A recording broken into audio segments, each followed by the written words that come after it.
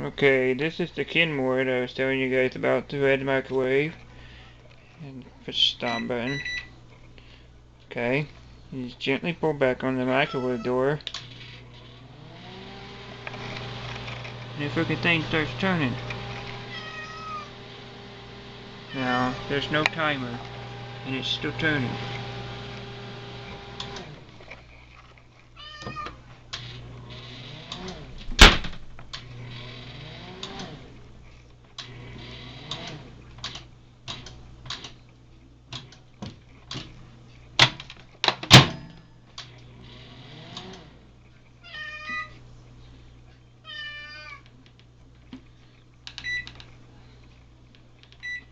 Show you that it actually works.